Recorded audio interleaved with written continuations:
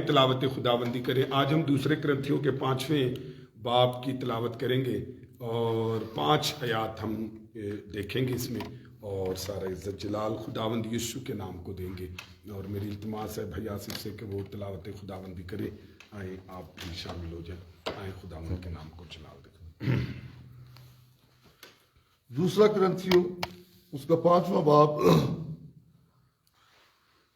اور اس کی 5 آیات کا مطالعہ کریں گے، کیونکہ ہم جانتے ہیں کہ جب ہمارا خیمے کا گھر جو زمین پر ہے گرایا جائے گا تو ہم کو خدا کی طرف سے آسمان پر ایک ایسی عمارت ملے گی جو ہاتھ کا بنا ہوا گھر نہیں بلکہ ابدی ہے۔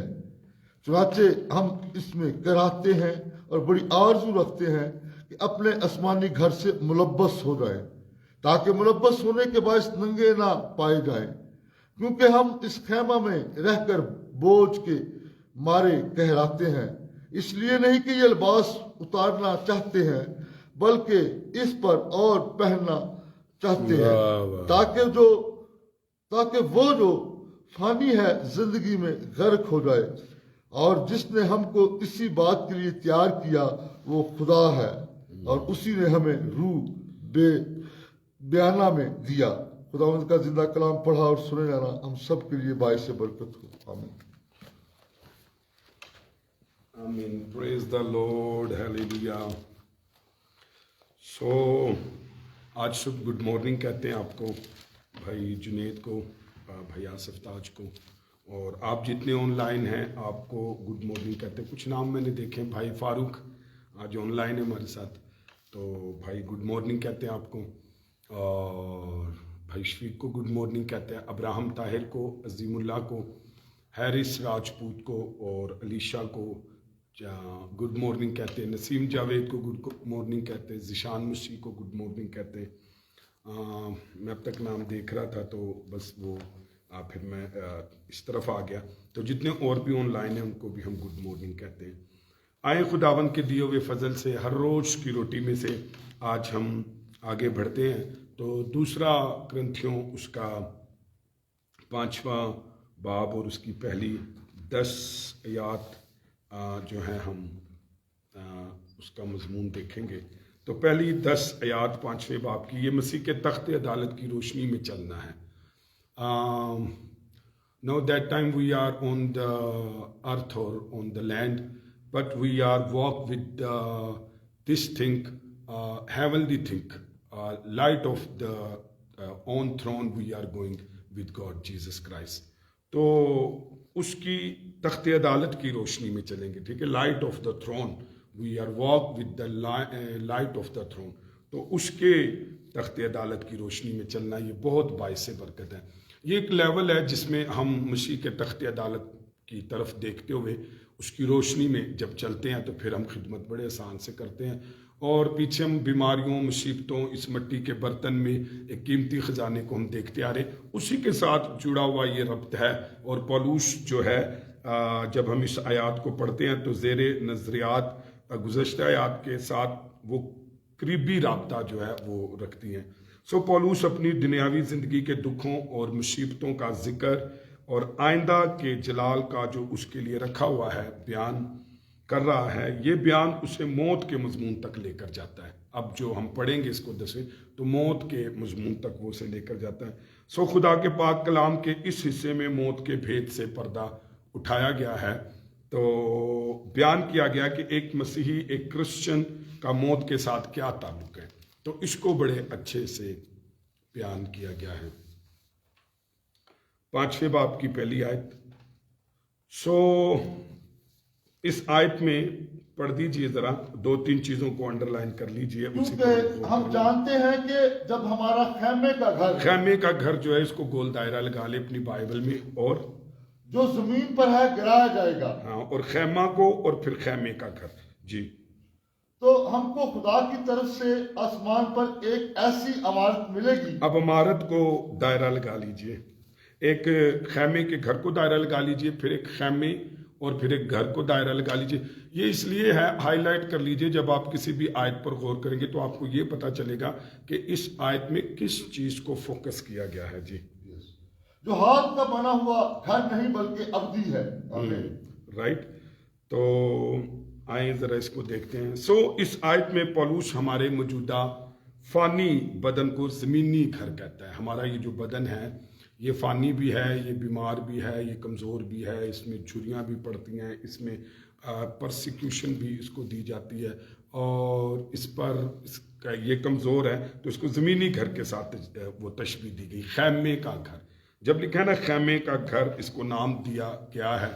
تو خیمہ کوئی مستقل رہائش گاہ نہیں ہوتی، اور بلکہ مسافروں اور زائرین ریفیوجیز کے لیے وہ گھر ہوتا ہے جس کو بآسانی سے کیا کیا جاتا ہے، اٹھا لیا جاتا ہے یا اٹھائے پھرتے ہیں، اس لیے اس کو خیمے کا گھر کہا ہے. اس کو اٹھایا جا سکتا ہے، یہ عارضی ہونے کو بھی ظاہر کرتا ہے، یہ مستقل ہونے کو نہیں ظاہر کرتا. موت کو اس گھر کا گرایا جانا کہا گیا. موت کو اس گھر کا گرایا جانا کہا گیا. موت کے وقت یہ خیمہ گرایا جائے گا. خیمہ کو انڈرلائن کریں. موت کے وقت یہ جو خیمہ ہے، یہ بدن ہے جو زمینی ہے، اس کو کیا کیا جائے گا، گرایا جائے گا. بدن کیا کرے گا، قبر میں رکھا جائے گا، جبکہ ایماندار کی جان اور روح خداوند کے پاس چلی جائے گی. اچھے سے اس کو انڈرسٹینڈ کریں. بدن جو ہے وہ قبر میں رکھ دیا جائے گا، لیکن ایماندار کی روح اور جان جو ہے وہ خداوند کے پاس جائے گی. یعنی کہ پولوس رسول اس باب کا افتتاح اس یقین دہانی سے کرتا ہے کہ اگر میرا خیمہ گھر، یعنی خیمے کا گھر، یعنی گزشتہ باب میں وہ دکھوں کے نتیجے میں گرایا جائے گا، مطلب اگر جب ہم نے پچھلا باب پڑھا ہے تو اس میں دکھوں کی بات کر رہا ہے، لیکن اب یہ لیول آ گیا کہ اگر اس کو دکھ دیتے دیتے اگر اس کو گرا دیا جائے، مطلب موت کے گھاٹ اتار دیا جائے اور گرا دیا جائے، تو مجھے معلوم ہے کہ مجھ کو خدا کی طرف سے، لکھے ہے نا، مجھ کو معلوم ہے کیا کہ خدا کی طرف سے آسمان پر ایک ایسی عمارت ملے گی. اب یہاں پر عمارت کا ذکر ہے، خیمے کا نہیں. عمارت ملے گی جو ہاتھ کا بنا ہوا گھر نہیں ہے بلکہ ابدی ہے. اب دیکھیں نیچے جو تھا وہ خیمے کا گھر تھا، اور دوسرا یہ تھا وہ ہاتھ سے بنا ہوا تھا. اب اوپر خیمہ نہیں ہے بلکہ عمارت ہے، اور وہ ہاتھ سے بنا ہوا نہیں ہے. یہ دونوں چیزوں میں ڈفرنس دیکھنا. آپ کا خیمہ، اب انڈر لائن کر دیجئے، خیمہ اور عمارت کے درمیان فرق پر غور کریں کہ عمارت کیا ہے اور خیمہ کیا ہے. نیچے جو ہاتھ سے بنایا گیا وہ خیمہ تھا، ہمارا بدن، لیکن جو اوپر ہے وہ ہاتھ کا نہیں ہے. یعنی عارضی خیمہ گرایا جائے گا، لیکن آسمانوں سے بھی پرے. میں بات کر رہا تھا نا، ہم ریڈ سی سے کراس ٹو ریڈ سی اور cross to river of the Jordan. We are not talking about the over to Red Sea, or I'm not talking about the over to river of the Jordans. I'm talking about over to the heaven, or over to heavens, right? Not heaven, over to heavens. ہم آسمانوں کے پار کی بات کر رہے ہیں، اور یسوع ہمیں آسمانوں کے پار لے کر جائے گا. تو وہاں پر آسمانوں سے بھی پرے ایک نیا اور مستقل گھر ایماندار کا منتظر ہے. اس آیت کے مطابق کیا کہتا ہے؟ خدا کی طرف سے آسمان پر ایک ایسی عمارت ملے گی جو ہاتھ کا بنا ہوا گھر نہیں بلکہ ابدی ہے. کیا ہے؟ ابدی ہے. اور یہ آسمانوں کے پرے نیا اور مستقل گھر ایماندار کا منتظر ہے، انتظار کر رہا ہے. اور یہ عمارت خدا کی طرف سے ہے. یہ عمارت کس کی طرف سے ہے؟ یعنی خدا یہ عمارت ہم کو دیتا ہے. مزید برا اس کو انڈرلائن کر دیں، الگ سے دائرہ لگا دیں، ہاتھ کا بنا ہوا گھر نہیں ہے. اب دیکھیں اس کی بات ہو رہی ہے کہ جو ہمیں اوپر ملے گا وہ عمارت ہوگی. نمبر 2 وہ ہاتھ کا بنا نہیں ہوگا، اور نمبر 3 وہ خداوند کی طرف سے ہوگا. اب اس کو دیکھتے ہیں کہ پولوس یہ کہنے کی ضرورت کیوں پڑی کہ ہمارے موجودہ جسم ہاتھ کے بنے ہوئے نہیں، تو وہ کیوں زور دیتا ہے کہ ہمارے مستقبل کے جلالی بدن ہاتھ کے بنے ہوئے نہیں ہوں گے. اب یہاں پر ہاتھ سے بنے ہوئے مراد ان ہاتھوں کی بات نہیں ہو رہی. اصل میں اس کا جواب یہ ہے کہ ہاتھ کا بنا ہوا نہیں کا مطلب ہے کہ اس کائنات یا تخلیق یا دنیا کا نہیں ہے.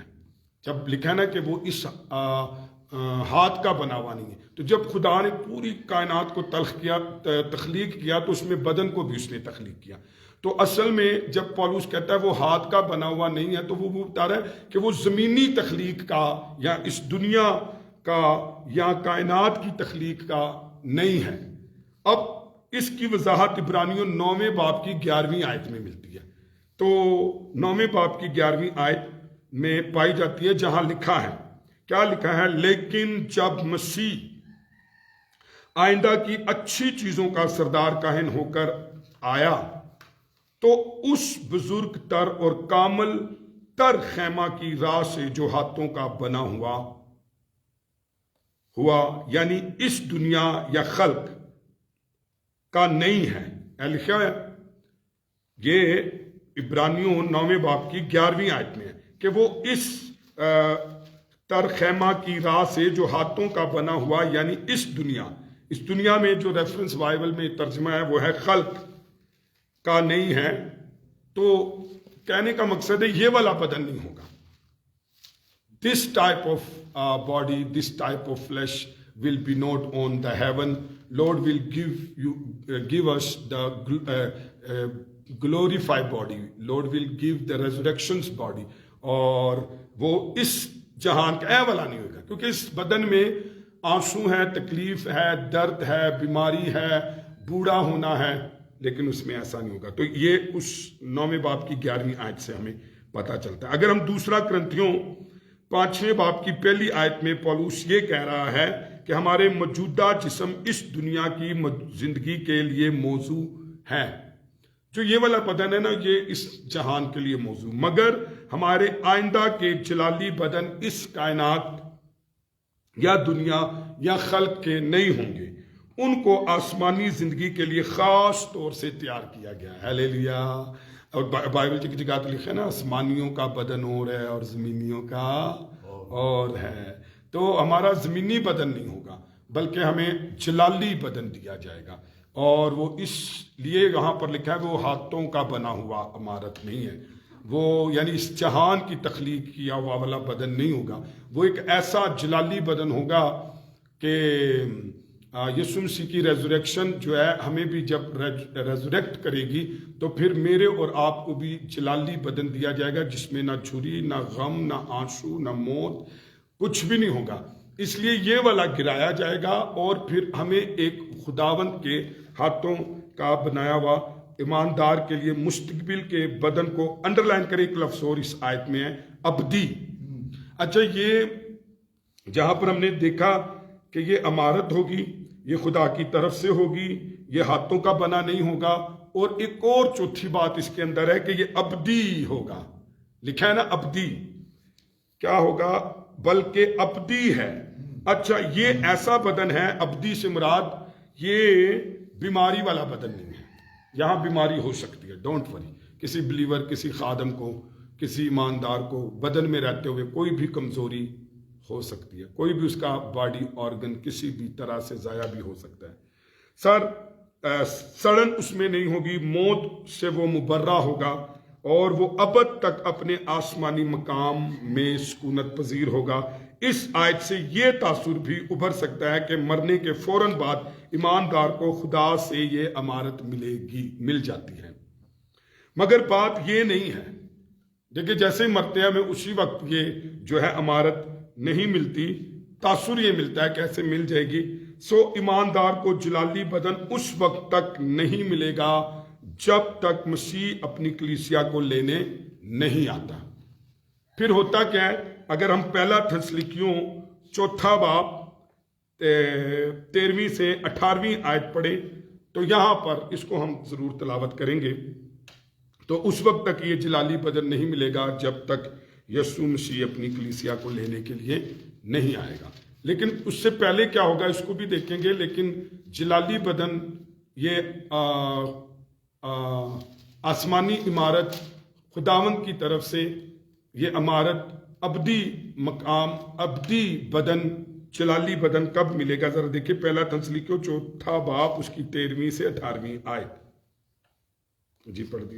اے بھائیو، ہم نہیں چاہتے کہ جو سوتے ہیں ان کی بابت تم ناواقف رہو، تاکہ اوروں کی مانند جو نا امید ہے غم نہ کرو، کیونکہ جب ہمیں یہ یقین ہے کہ یسوع مر گیا اور جی اٹھا، ہاللیلویہ، تو اسی طرح یہ ہماری بنیاد ہے، یسوع مر گیا اور جی اٹھا، یہ ہماری بنیاد ہے ہمارے ایمان کی بھی، یسوع کی آمد کی بھی، اس کے جی اٹھنے کی وجہ سے ہمارے ریزوریکشن باڈی کی بھی جی۔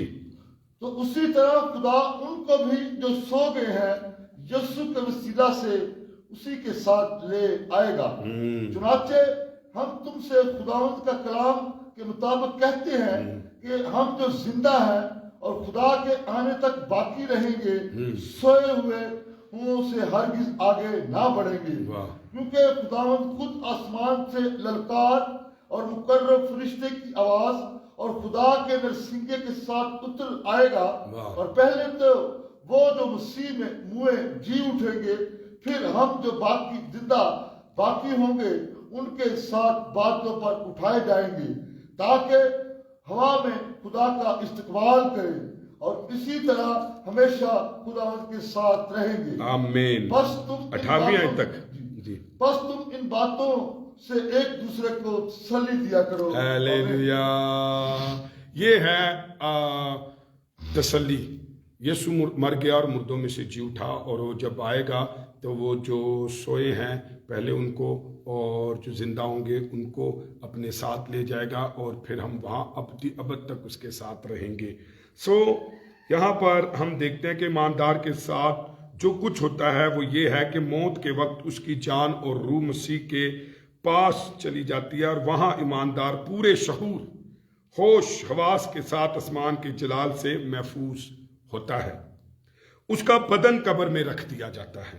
خداوند کی دوسری آمد پر اس کی خاک قبر سے اٹھائی جائے گی، اور خدا اس سے ایک نیا جلالی بدن جو ہے وہ تیار کرے گا، اور پھر اس جان روح کے ساتھ دوبارہ ملاپ ہوگا۔ ایماندار کی موت اور خداوند کے اپنے مقدسین کے لیے آنے کے درمیان جو ہے وہ کہہ سکتے ہیں کہ ایماندار بے بدنی کیفیت میں ہوتا ہے، مگر اس کا یہ مطلب نہیں کہ اس کو شعور نہیں ہوتا، بلکہ وہ پورے شعور کے ساتھ آسمانی برکت اور خوشی میں شریک ہوتا ہے۔ آگے بڑھنے سے پہلے ہم یہ بتانا ضروری سمجھتے ہیں کہ آسمان پر ایک ایسی عمارت ملے گی جو ہاتھ کا بنا ہوا گھر نہیں بلکہ ابدی ہے۔ اس کی 3 بڑی تشریحات کی گئی ہیں۔ کوئی اس کو کہتا ہے کہ خود آسمان ہے، پھر دوسری تشریح ہے موت اور قیامت کے درمیانی عرصے کے لیے ایک ثانوی بدن، اور تیسرا ہے جلالی بدن۔ یاد رکھیے جو پہلی 2 ہیں وہ اتنی خاص نہیں ہیں، لیکن تیسری نظریے کے ساتھ جو ہے وہ بات مانی جا سکتی ہے۔ مثال کے طور پر اس گھر سے مراد خود آسمان نہیں ہو سکتا، پہلی نظریے کی بات کر رہا ہوں۔ اس گھر سے مراد خود آسمان نہیں ہو سکتا، کیونکہ اس کو آسمان میں اور ابدی پھر آسمانی جو ہے بتایا گیا ہے۔ لہٰذا جہاں تک ثانوی یا درمیانی موت کے بدن کا تعلق ہے تو پاک کلام میں اس کا کہیں بھی کوئی ذکر نہیں ہے، علاوہ از یہ کہ عمارت جو ہاتھ کا بنا ہوا گھر نہیں، اس کو آسمان پر اور ابدی کہا گیا ہے۔ اور کوئی ثانوی بدن ایسا ہو نہیں سکتا۔ جو تیسرا نظریہ ہے کہ یہ گھر جی اٹھا اور جلالی بدن ہے، یہ نظریہ درست معلوم ہوتا ہے تیسرا، کہ جلالی بدن جو ہے وہ ہمیں دیا جائے گا۔ نہ ہی آسمان کی بات ہوئی ہے اور نہ ہی آسمان کو گھر کی بات کہی گئی ہے، نہ ہی بلکہ بدن کو کہا گیا ہے۔ آئیں دوسری آیت تلاوت کرتے ہیں اور اس پر غور کرتے ہیں۔ چنانچہ ہم اس میں کراہتے ہیں اور بڑی آرزو رکھتے ہیں کہ اپنے آسمانی گھر سے ملبس ہو جائیں۔ ٹھیک ہے، ہم کیا ہو جائیں؟ اپنے آسمانی گھر سے ملبس ہو جائیں۔ ہمارا فانی بدن ہمیں محدود کر دیتا ہے اور ہماری روحانی زندگی میں رکاوٹ کا باعث ہوتا ہے۔ اس لیے اکثر انڈر لائن کریں، ہم اس میں کراہتے ہیں اور بڑی آرزو کہ اپنے آسمانی گھر سے ملبس ہو جائیں. اس آیت میں پولس خیمے کی مثال چھوڑ کر لباس کی مثال دیتا ہے. اب پیچھے جو بدن کو کس سے مثال دی گئی تھی؟ خیمے سے. اب وہ اس کو لباس سے تشبیہ دیتا ہے. انڈر لائن کر لیجئے کہ ایک مجوزہ وضاحت یہ ہے کہ پولس خیمہ دوش تھا اور جانتا تھا کہ جس قسم کا خام مال خیمہ بنانے میں استعمال ہوتا ہے اسی قسم کا لباس بنانے میں بھی استعمال ہوتا ہے. کچھ بھی مطلب صاف ہے کہ اسے جلالی بدن حاصل کرنے کی زبردست آرزو تھی. جلالی بدن حاصل کرنے کی. آیت 3 دیکھتے ہیں کیا لکھا ہے. تاکہ ملبس ہونے کے باعث ننگے نہ پائے جائیں. تاکہ ملبس ہونے کے بعد ننگے نہ پائے جائیں. یہاں پر انڈر لائن کریں ننگے نہ پائے جائیں. اس کا مطلب کیا ہے ننگے نہ پائے جائیں؟ کیا مراد ہے کہ ایک شخص کو نجات نہیں ملی اور وہ خدا کے حضور راست بازی سے ملبس نہیں؟ یا کیا مراد ہے کہ کسی نجات تو مل گئی مگر مسیح کے تخت عدالت کے سامنے اس کا اجر کوئی نہیں؟ یا مراد یہ ہے کہ ایک نجات یافتہ شخص کو موت اور قیامت کے درمیانی عرصے میں بدن میں اثر نہیں؟ اور اس مفہوم میں ننگا ہے کہ بے بدن روح. ننگے سے مراد یا بے بدن روح ہے. اس سے بے بدن یا بے لباس ہونے کا مفہوم ہی سمجھا جاتا ہے. کیونکہ دیکھیں جتنے عرصے تک قبر میں بدن پڑا ہوا ہے تو اس وقت تک وہ کیا ہے؟ بدن کے بغیر ہے، لیکن اس کا پورا شعور اس روح میں ہوتا ہے. اس لیے وہ یہاں پر ہم جب دیکھتے ہیں کہ ننگے نہ پائے جائیں تو یعنی بدن یا بے لباس ہونے کا مفہوم ہی سمجھا جاتا ہے. تو موت کہ میری آرزو یہ نہیں کہ موت آئے اور مجھے اس کے ساتھ وابستہ بے بدنی کیفیت حاصل ہو، بلکہ یہ کہ خداوند یسوع مسیح آ جائے جب سب موئے ہوں کو جلالی بدن ملے گا. ہیلیلویا.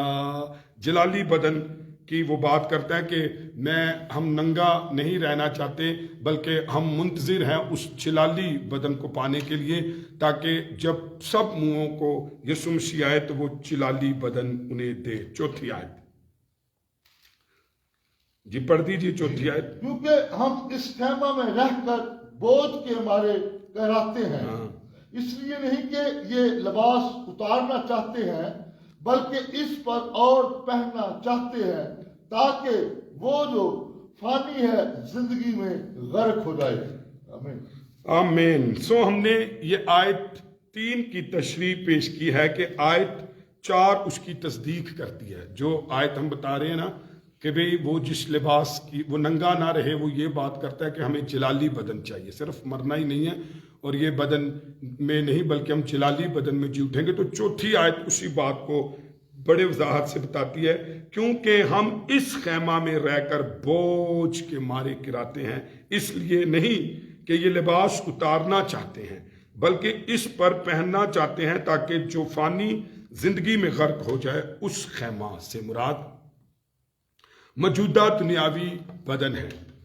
دوسرے لفظوں میں پولس سمجھتا ہے کہ ایماندار کے لیے مثالی اور آرزو یہ نہیں کہ اس کیفیت پر نظر رکھے جو موت اور فضائی استقبال کے درمیانی وقفے میں ہے، بلکہ وہ کیفیت ہے جو فضائی استقبال کے ساتھ کی جائے گی جب ایماندار کو وہ بدن ملے گا جو موت کے ماتحت نہیں ہوگا. ہیلیلویا.